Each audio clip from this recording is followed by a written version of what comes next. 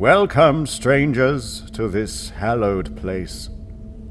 On this night, for generations, these dark halls play host to a macabre congregation where the souls of the living mingle with the souls of the dead in flagrant disregard to social distancing measures.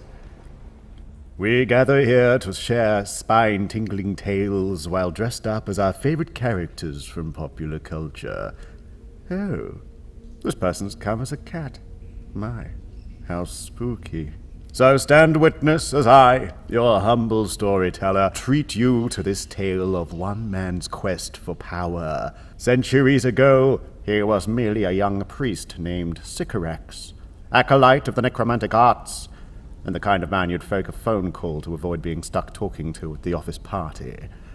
For it was here on this site, the founder of this great church erected a summoning circle at the behest of his dark god.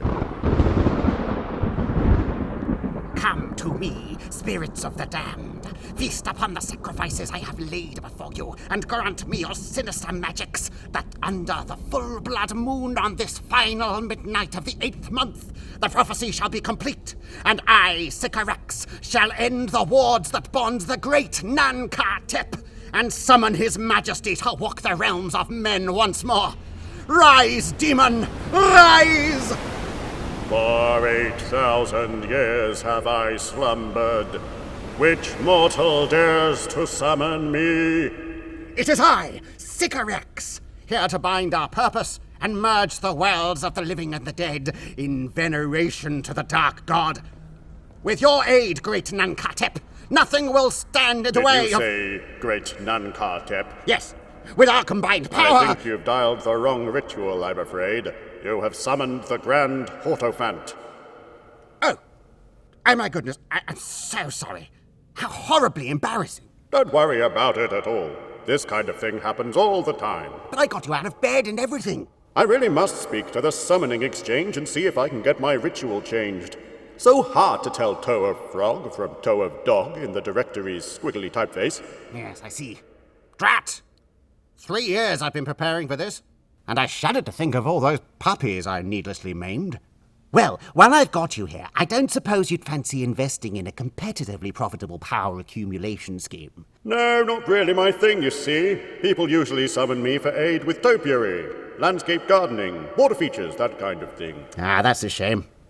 Although, come to think of it, I have recently come across a need for 800 frogs. You know, in case you know of any ponds nearby. You leave those lovely little froggies alone! But as the beast raised his gargantuan hoof to deliver the smiting of a lifetime, the plucky necromancer leapt upon Cuddles, his faithful skeletal steed. Nay. Quickly, Cuddles, away! Horse noises. And vanished into the night, safe to scheme once more.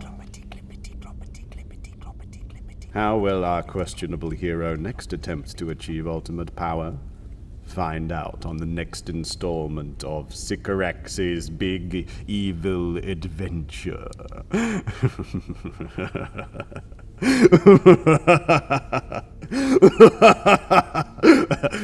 Sorry, I was just remembering the scene with the forest gnomes. Gets me every time.